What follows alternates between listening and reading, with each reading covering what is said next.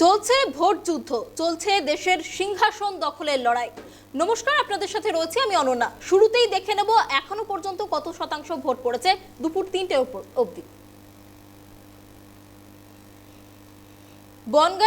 বনগাঁয় এখনো পর্যন্ত 61.83% ভোট পড়েছে দুপুর 3টে পর্যন্ত। 55.34% ভোট পড়েছে ব্যারাকপুরে। হাওড়ায় পড়েছে 58.81% ভোট দুপুর 3টে পর্যন্ত।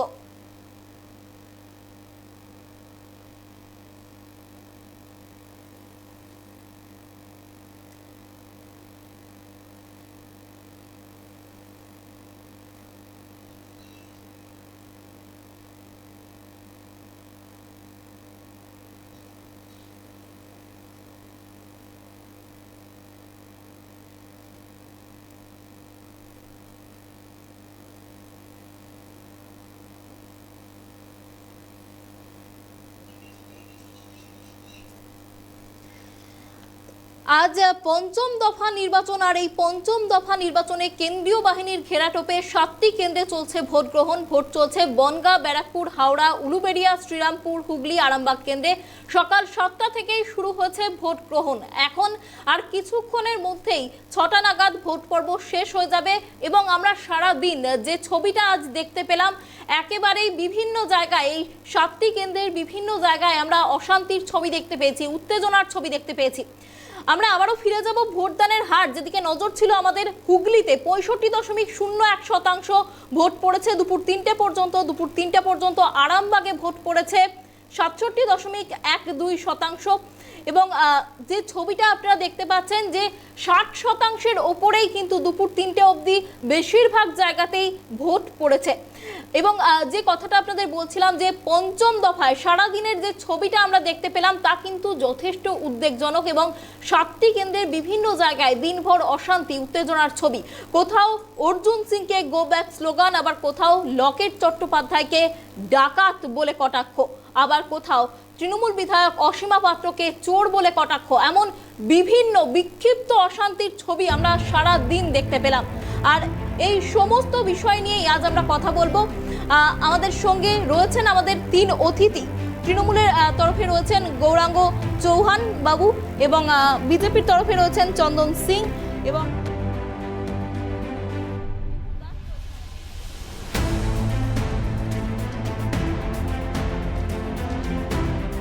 আতঙ্ক আছে, তাই তো হচ্ছে। আর ও ভাবছে অর্জুন সিং চলে যাবে, ওদের কবর খুদে যাবো এখানে। আমি यहाँ आए, हम लोग आने के साथ हम बूथ पर जा ही सकते हैं। वो नारा लगा रहा है, गो बैक अर्जुन सिंह। साला तो चोर क्रिमिनल साला जिसको औकात नहीं है 2 पैसे की, वो गो बैक का नारा लगाता है। कौन दोषी उसको ये पूरी ममता बनर्जी दोषी है। ऐसे ऐसे अपराधियों को पार्टी में ले आकर ये समझते हैं कि बैरकपुर ले लेंगे। इतना सीधा नहीं है बैरकपुर लेना। पुलिस की भूमिका पर कोई सवाल उठाएंगे?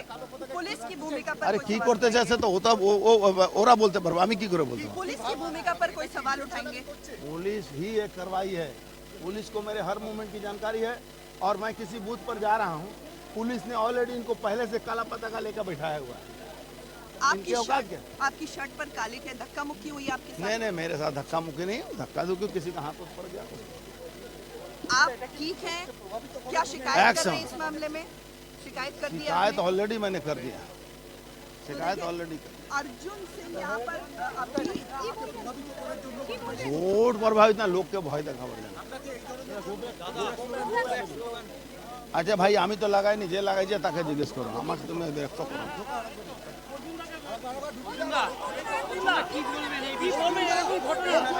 দীর্ঘদিন আপনি এমপি, 15 নম্বর ওয়ার্ডের কাউন্সিলর সোনু সাউ বলছে আপনি 60 টাকা নিয়ে ঢুকেছেন, মিডিয়া নিয়ে ভয় দেখাচ্ছেন। মিডিয়ার গাড়ি আমার না, মিডিয়ার গাড়ি। আর এখানে তো কোনো গাড়ি ঢুকেনি, এখানে কোথায় গাড়ি ঢুকে? আচ্ছা, ওর একটা চোরের কথা আমি জবাব দেবো নাকি? দাদা আপনি দীর্ঘদিনের এমপি, আপনি আসার পরে গো ব্যাক কালো পতাকা কি? তার মানে মমতা ব্যানার্জি দিওয়ালিয়া হয়ে গেছে, তার দলের লোকরা দিওয়ালিয়া হয়ে গেছে, আর কিছু না। যে ছবিটা আপনাদের দেখাচ্ছিলাম টিটাগড় পৌরসভার 15 নম্বর ওয়ার্ডে বিজেপি প্রার্থী অর্জুন সিং, তাকে ঘিরে বিক্ষোভ তৃণমূলের এবং তাকে বুথে ঢুকতে বাধা। পাশাপাশি অর্জুন সিং যে মন্তব্যগুলো আজকে করেছেন তিনি বলেছেন তৃণমূল যদি অশান্তি করেন তিনিও কিন্তু ছেড়ে দেবেন না, তিনি কবর খুঁড়তে যাচ্ছেন তৃণমূলের। এই সমস্ত উক্তি কিন্তু আজ করেছেন অর্জুন সিং। প্রথমেই যাব গৌরাঙ্গ বাবু আপনার কাছে, কি প্রতিক্রিয়া দেবেন অর্জুন সিং এর এই মন্তব্যগুলোর? আতঙ্ক আছে তাই তো হচ্ছে, আর ভাবছে অর্জুন সিং চলে যাবে, কবর খুঁড়ে যাবে এখানে।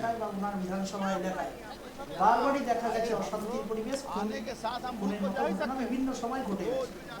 তো এবার তৃণমূল কংগ্রেসের পক্ষ থেকে যে সমস্ত প্রার্থী দেওয়া হয়েছিল, তৃণমূল কংগ্রেসের আমাদের দলের পক্ষ থেকে প্রত্যেকটা স্বচ্ছ ভদ্র শিক্ষিত যাদের প্রতি সাধারণ মানুষের আস্থা রয়েছে, সেই সমস্ত ব্যক্তিদেরকে কোনো ক্রিমিনালদেরকে দেওয়া হয়নি।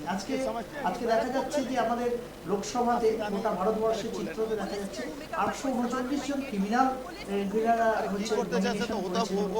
ওরা বলতে পারবো, আমি কি করব? এবং অশিক্ষিত লোকরাও সেখানটায় অংশগ্রহণ করেছেন। একেবারে গৌরাঙ্গবাবু আপনি বলছেন, আমরা আসবো গৌরাঙ্গবাবু, আপনি যেটা বললেন যে ক্রিমিনাল মাইন্ডেড একজনকে প্রার্থী করা হয়েছে, কিছুদিন আগেই তো তিনি তৃণমূলে ছিলেন, তখন তো এই কথাটা বলেননি। তৃণমূলে তিনি এসেছিলেন নিজস্ব বাধ্যবাধকতার জন্য, তাদের ওখানকার বিধানসভা থেকে শুরু করে বা মোদী যে সমস্ত উন্নয়নের কথাগুলো দেখে তিনি গিয়েছিলেন সেগুলো হয়তো পাননি বা পাচ্ছিলেন না, কিন্তু আপনারা তো তাকে দলে জায়গা দিয়েছিলেন, সেখানে এসেছিলেন, তিনি জয়েন করেছেন, কিন্তু তৃণমূলের কোনো কর্মসূচিগুলোতে সেভাবে করে ওনাকে দেখা যেত জাস্ট লাইক মুকুল রায়ের মতো। কিন্তু আপনারা তো তাকে দলে জায়গা দিয়েছিলেন, কি দেখে জায়গা দিয়েছিলেন? দেখুন, দলের ক্ষেত্রে সবসময় বলা হয় যে দল একটা নিয়ম নিষ্ঠার মধ্যে দিয়ে চলবে এবং তার একটা ডিসিপ্লিন, তার একটা গাইডলাইন বা তার যে কর্মসূচি সেগুলো দল থেকে বেঁধে দেওয়া ছিল। কিন্তু সেগুলোর আদর্শে তিনি বলেছিলেন হয়তো থাকতে পারবেন, কিন্তু দেখা গেল যে তিনি মিডিয়ার গাড়ি আমার না, মিডিয়ার গাড়ি বিভিন্ন সময় এখানে তো কোনো গাড়ি ঢুকে হয়েছে বিভিন্ন জায়গাগুলোতে। কিন্তু দল তো তাকে বার করে দেয়নি, তিনি নিজেই দল ছেড়ে দল বের করে দেয়নি, দল তো টিকিটও দেয়নি। দল যদি মনে করতো তিনি যোগ্য প্রার্থী তাহলে তাকে টিকিট দিতে, দল তো তাকে বহিষ্কারও করতে পারত, দল বহিষ্কারও করতে পারতেন, কিন্তু একজন দীর্ঘদিন থেকে সেখানটায় রয়েছে, নেতৃত্ব হিসেবে রয়েছে। একেবারে আপনার কাছে আবার আসবো, তার আগে চন্দন বাবুর কাছে যাবো। চন্দন বাবু, উনি যে কথাটা বললেন যে ক্রিমিনাল মাইন্ডেড একজনকে প্রার্থী করা হয়েছে বিজেপির তরফে, কি বলবেন? এখানে কিছু সিআরপিএফ লোকেদেরকে এরা মদ মাংস খাইয়ে কাল থেকে ফিট করে রেখেছে, তারাই এসব করছে। নো একদম নো ওয়ার্কিং। ব্যাপক ওরা বদমাশি করে, ওদের সঙ্গে হাত মিলিয়ে নিয়েছে। আতঙ্ক আছে তাই তো হচ্ছে, আর ও ভাবছে অর্জুন সিং চলে যাবে, ওদের কবর খুঁজে যাবো এখানে। हाँ आए हम लोग, आने के साथ हम बूथ को जा ही सकते हैं। तो সেটা আমাদের পশ্চিমবঙ্গে প্লাস প্রতিনিয়ত দেখবেন যে আমাদের जिसको औकात नहीं है 2 पैसे की, वो गोबैक करने लगाता है। कौन दोषी যে আজকে অর্জুন ये সিং पूरा যে पूरी দলে ममता ছিল बनर्जी दोषी है, ऐसे अपराधियों को মাইন্ডটা पार्टी में ले आकर অন্য ये ধরনের বা समझते हैं कि এই টাইপের बैरकपुर কোনো ले কাজ করতে পারে, ক্রিমিনাল মাইন্ডেড বা তাকে তৈরি করা হয়েছিল, ওর মাইন্ড ভালো হয়ে যাওয়ার পরে সে কিন্তু কি করতে চাইছে তো ওরা বলতে বিজেপিতে আসার পরেই তার মাইন্ড চেঞ্জ হয়ে গেল। দেখুন, অবশ্যই ভারতীয় জনতা পার্টি কোনো সময় কোনো ক্রিমিনালকে, গুন্ডা মস্তানদেরকে প্রশ্রয় দেয় না।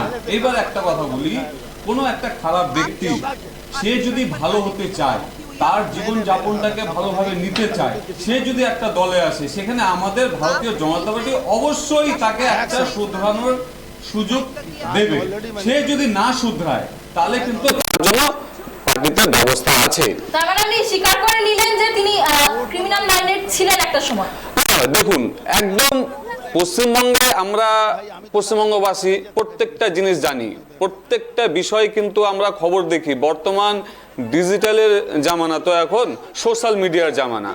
তো বিষয় হচ্ছে, এক সময় ওনার সম্বন্ধে হয়তো শুনেছিলাম আমরাও, কিন্তু এইবার উনি যেটা বললো, গৌরাঙ্গবাবু বলছে যে ক্রিমিনালদেরকে বা ক্রিমিনাল মাইন্ডেড যারা আছে তাদেরকে তৃণমূলরা টিকিট দেয় না। কিন্তু আমি একটা কথা বলি, তৃণমূল দলটাই তো ক্রিমিনালের। রিপুবাবু, আপনি কি বলবেন এই বিষয়ে? দেখুন, রাজনীতিতে যাওয়া আসা লেগেই থাকবে। আপনি যদি কাউকে ক্রিমিনাল বলেন, অর্জুন সিং তো বিভিন্ন রাজনৈতিক দল করে বিজেপিতে এসেছিলেন, আবার অন্য দলেও গেছেন। ক্রিমিনাল শব্দের অর্থটা দেখতে গেলে বাংলার রাজনৈতিক দলের মধ্যে মোটামুটি প্রায় যারা শাসন ব্যবস্থা রয়েছে তারা মোটামুটি অর্ধেকই জেলের ভিতরে রয়েছে। তারা কি ক্রিমিনাল? আজকে প্রাক্তন শিক্ষামন্ত্রী জেলে রয়েছে। অনুব্রত মণ্ডল জেলে রয়েছে, শেখ শাহজাহান জেলে রয়েছে, বালুবাবু জেলে রয়েছে। এত বড় একটা চুরির সাম্রাজ্য চলছে, এরা চোর নয়, যত চোর অর্জুন সিংকে গালি দাও বা অমুক অন্য আমার বিরোধী দল করলেই সেই খারাপ, আমি হচ্ছে দুধের মতন পবিত্র, আমার মতন পবিত্র কেউ নেই। আজকে চাকরি চোরেরা রাস্তায় বসে আছে, আজকে ভোট হচ্ছে, ভোটের কোনো ইস্যু নেই। আজকে কারা আছে চাকরি চুরির বিপক্ষে, আজকে কারা আছে কয়লা চুরির বিপক্ষে, আজকে কারা আছে এই শাহজাহানের বিপক্ষে।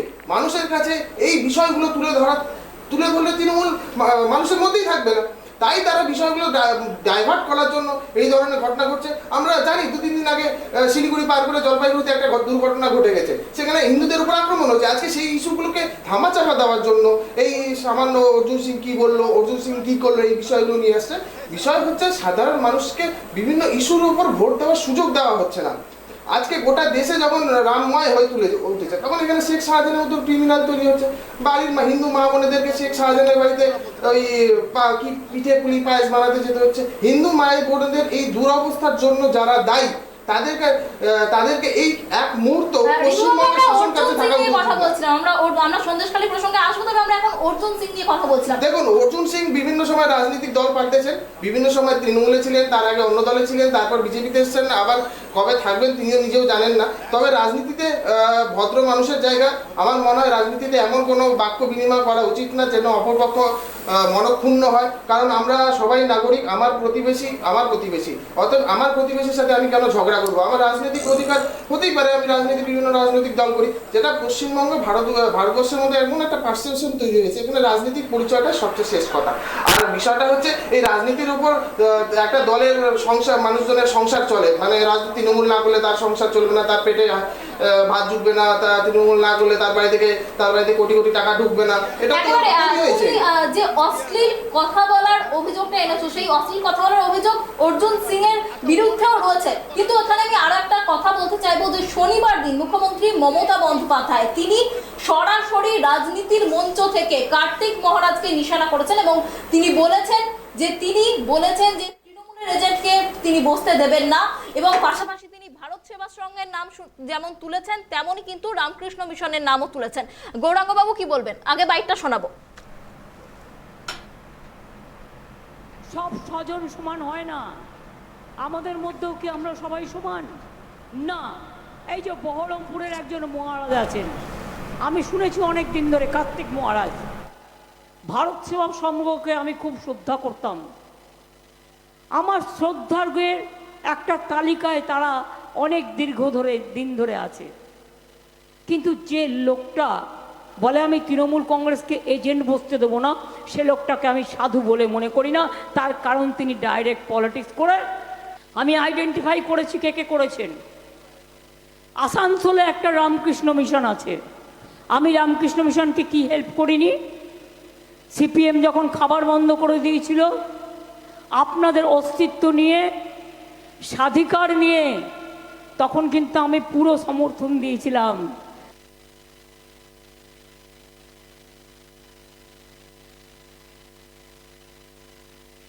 আজকে নরেন্দ্র মোদীকে বিভিন্ন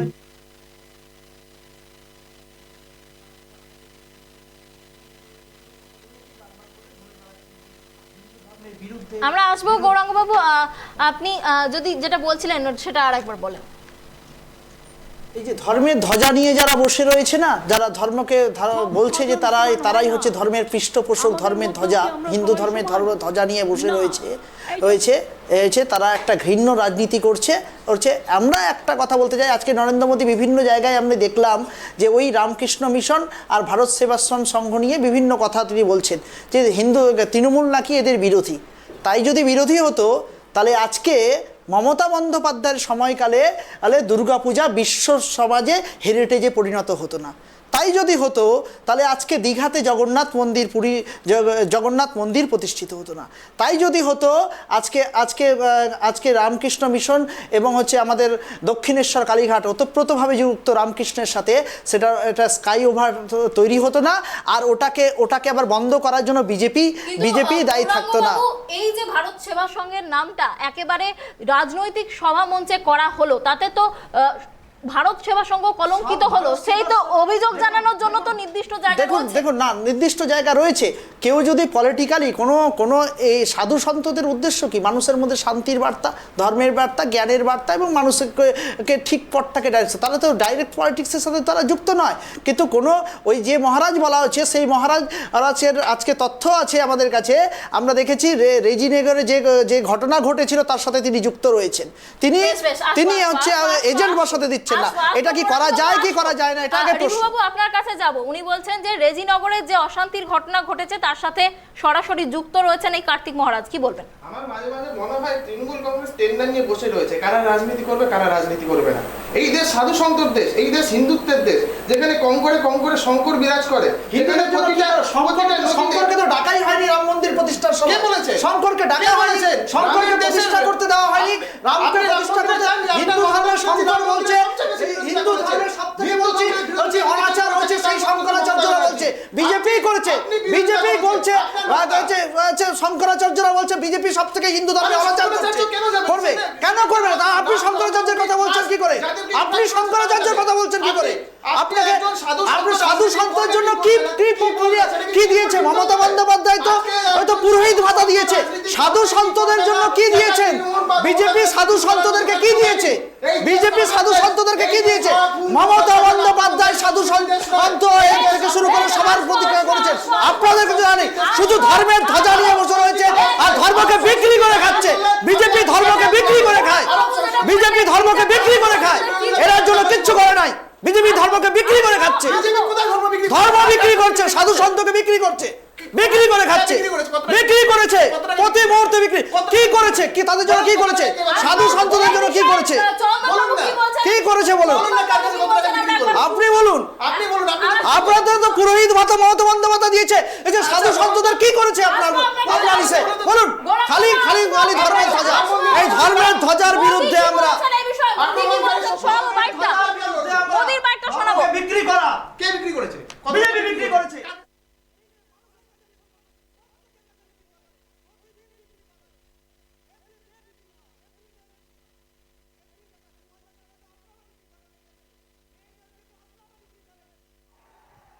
और भारत सेवाश्रम संघ पर भद्दे भद्दे आरोप लगाए हैं,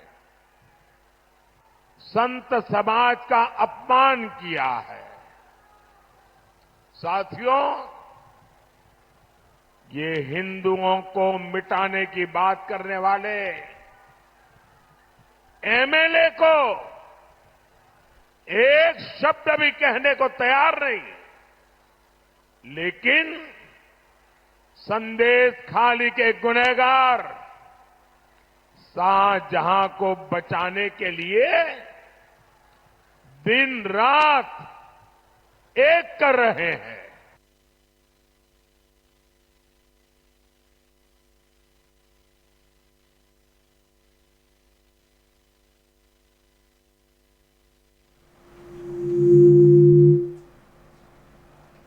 আমরা শুনলাম মোদিজির কথা, তিনি কি বললেন। চন্দনবাবু আপনার কাছে যাব। গৌরাঙ্গবাবু যে কথাটা বলছিলেন বিজেপি কি করেছে সাধু সন্তদের জন্য, কি বলবেন? প্রথমে একটা কথা বলি যে বিনাশকালে বিপরীত বুদ্ধি। আজকে ওনাদের যেসব মুখ দিয়ে বাণী বেরোচ্ছে, ওনাদের মধ্যে অশুভ শক্তি ঢুকে গেছে। ওনাদের সঙ্গে তর্ক করে লাভ নেই এখন বর্তমান যে অবস্থা। আর ওনারা যে আমাদের যে কোনো ধর্মবিরোধী কার্যকলাপের সঙ্গে যুক্ত, সেটা কিন্তু গোটা পশ্চিমবঙ্গবাসী দেখছে। আর গোটা দেশ কেন, গোটা পৃথিবীর লোক দেখছে যে ধর্মের জন্য, শুধু একটা ধর্মের জন্য না, প্রতিটা ধর্মের জন্য ভারতীয় জনতা পার্টি তাদের পাশে থাকে। এবং একটা জিনিস চিন্তা করবেন, একটু আগে গৌরাঙ্গবাবু বলল যে সবচেয়ে বেশি দুর্গাপূজা আমাদের পশ্চিমবঙ্গ। অবশ্যই গৌরাঙ্গবাবু আপনার কথা মানলাম।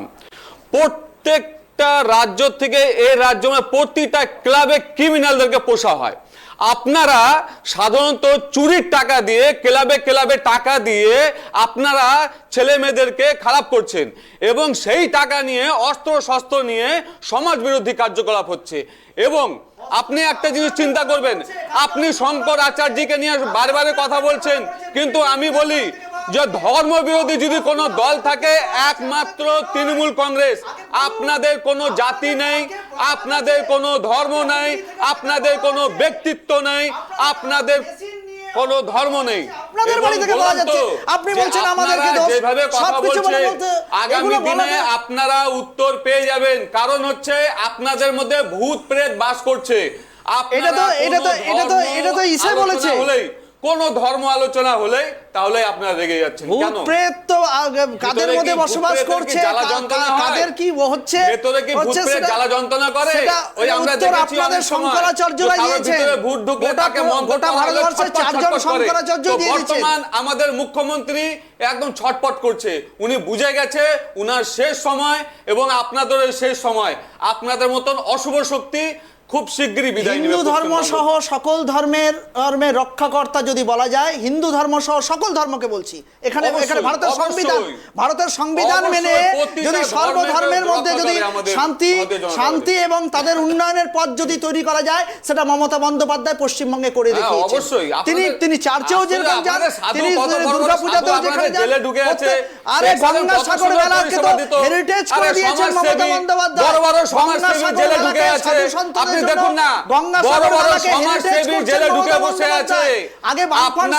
আপনি আগে ঠিক করুন আপনার নেত্রী কোন ধর্মে, আপনার নেত্রী কোন ধর্মকে বিশ্বাস করে, কোন ধর্ম অবলম্বন করে চলে, সেটা মানবতার ধর্মই হচ্ছে সবচেয়ে বড় ধর্ম। এটাকে মানতে হবে।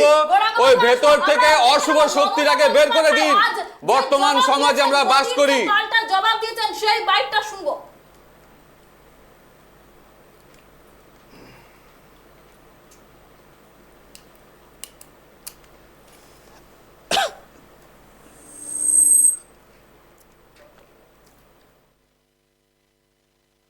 এজেন্ট বসতে দেয়নি তৃণমূল কংগ্রেসের ভোটের 2 দিন আগে মুর্শিদাবাদে যে দাঙ্গাটা করিয়েছিলেন তার হোতা ছিলেন উনি।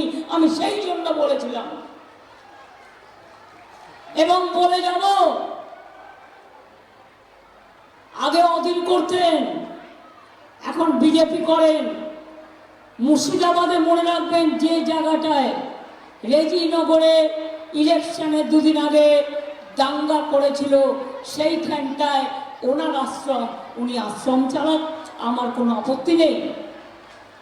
কিন্তু রিয়েলি আমি যখন জিজ্ঞেস করলাম ওখানে তৃণমূলের এজেন্ট নেই কেন, বললো কার্তিক মহারাজ বলেছে তৃণমূলের এজেন্টকে আমরা বসতে দেবো না, ওখানে কিছু লোককে খেপিয়েছে যারা থানার ব্যবসায়ী।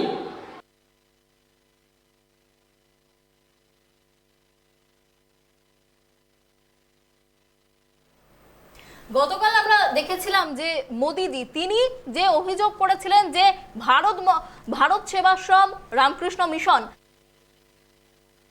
তাদেরকে মমতা বন্দ্যোপাধ্যায় মঞ্চ থেকে ওপেন চ্যালেঞ্জ করছেন, হুঁশিয়ারি দিচ্ছেন, এই কথা মোদি বলেছিলেন। আর তারপরেই আজ মমতা বন্দ্যোপাধ্যায় তড়িঘড়ি যেখানে তার সভা ছিল না সেখানে এসে সেই বাঁকুড়া থেকেই জবাব দিয়ে গেলেন। গৌরাঙ্গ বাবু কি বলবেন?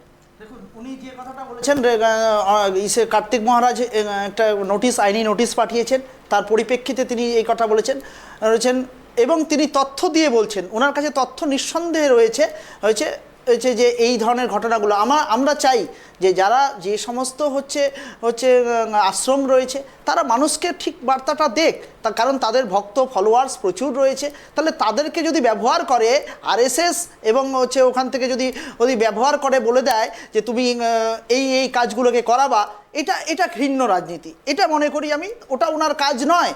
ওনার কাজ যেটা ছিল, যেটা করা উচিত, সেটা একজন অনন্ত মহারাজ বলতে পারেন না যে তিনি তৃণমূলের এজেন্টকে বসতে দিবেন না। তিনি হয়তো বলতে পারেন যে সেখানটায় কোনো প্রত্যেকে শান্তি শৃঙ্খলভাবে সুন্দর করে ভোট দেবে এবং এই বিষয়ে আপনাদের মতামত আলাদা থাকতে পারে।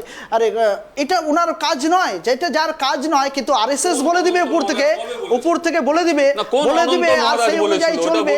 নিশ্চয়ই অভিযোগ আছে, নিশ্চয়ই বলেছে। কোন অনন্ত মহারাজ কোন সভায় বলেছে? বলেছিল সেটা কার্তিক বলুন। মহারাজ, অনন্ত মহারাজ বলছি, কার্তিক মহারাজ, অনন্ত মহারাজ, কার্তিক মহারাজ। আরেকটা কথা বলি, এটা কি আপনারা প্রুফ করতে পারবেন? নিশ্চয়ই মমতা আপনারা বন্দ্যোপাধ্যায় এটা প্রুফ প্রুফ করবেন, করুন। নিশ্চয়ই করবেন। আমাদের নোটিশ গেছে, কার্তিক সে মহারাজ অনুযায়ী কি দিয়ে কোনো দেবেন। দলের হয়ে প্রচার করছে? নিশ্চয়ই। এই কালচার হচ্ছে আপনাদের। তার কাছে ছাপ্পা দেওয়া, নিশ্চয়ই খবর ভোট আছে, লুট এমনি তো করা, হয় না। এজেন্টদেরকে এমনি তো বের করে হয়নি। দেওয়া, এমনি এটা তো হচ্ছে আপনাদের। এত সাধু সন্ত আপনারা রয়েছে গোটা বাংলায়। দক্ষিণবঙ্গে দেখুন বাংলায় কতগুলা রয়েছে কেস এত করেছে কিছু। আপনাদের বিরুদ্ধে। প্রত্যেকটা জায়গা থেকে প্রত্যেকটা পোলিং এজেন্টদেরকে বের করে দেওয়া হচ্ছে। আপনার যাদের সঙ্গে জোট করেছেন, যাদের সঙ্গে জোট করেছেন তাদেরকে পর্যন্ত বসতে দেননি। আপনারা কত বড় গদ্দারি করেছেন। আপনারা কত বড় গদ্দারি আসবো আপনাদের কাছে। বামফ্রন্টের সাথে জোট আমাদের হাতে সময় খুব কম, আমাদের আসবো চন্দনবাবু আসবো, বের করে দিচ্ছেন। চন্দনবাবু আসবো।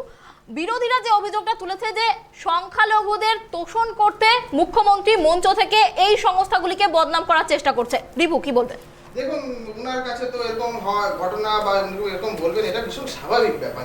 উনি দেখুন, মুসলিম সমাজের কোনো ধর্মগুরুরা ওনার সমাজে গেলে তারা খুব ভালো, তাদের মতন ভালো কেউ হয় না, তারাই সর্বশ্রেষ্ঠ। আর যখনই একজন সাধু সন্ত তিনি সামাজিক কাজ করছেন, রাজনীতিটা কি সামাজিক কাজ নয়? আজকে তৃণমূলের নেতারা কি ঠিক করে দেবে মহারাজ তিনি রাজনীতি করতে? তাহলে কি তুমি বলতে চাইছো যে তাহলে কি বলতে চাইছো যে সাধু ঠিক, একদম একদম ঠিক। এই কথাটাই জানতে চেয়েছিলাম আমরা। এই কথাটাই মমতা বন্দ্যোপাধ্যায় বলেছেন, এই কথাটাই মমতা বন্দ্যোপাধ্যায় বলেছেন, ঠিক বলেছেন। আপনার কথাই তাহলে উনি একদম- ভুল তথ্য দিল কি করে? আপনি উনি কি করে বললো যে পোলিং এজেন্টদেরকে বসতে দেবে? একদম আপনি প্রমাণ করে দিলেন, বলে দেখেন ঠিক একদম প্রমাণ করে দিলেন আপনি। কোথায় বলেছেন? ফুটেজ এনে দেখেন, তথ্য দেখেন না, সোশ্যাল মিডিয়ার জামানা, দেখেন। বললেন যে রাজনীতিটা কি সামাজিক কাজ নয়, তার মানে কি সাধু সন্তরা রাজনীতি করছে? করা উচিত। কেন করবে না? কেন করবে না?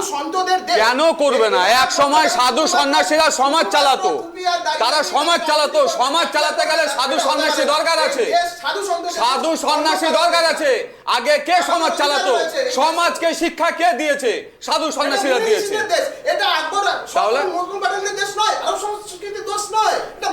দেখো রিভু, আমাদের দেশের সর্বধর্ম সমন্বয় রয়েছে, সবার দেশ। তাহলে কিভাবে? অবশ্যই অবশ্যই আমরা মানছি তো, মোগল পাঠান নয়, এটা মানতে হবে। সব জাতি সব ধর্মের লোকের থাকতে পারবে। উদ্ধার হয়েছে, কৃষ্ণের জন্মভূমি উদ্ধার হবে, এটা ফ্যাক্ট।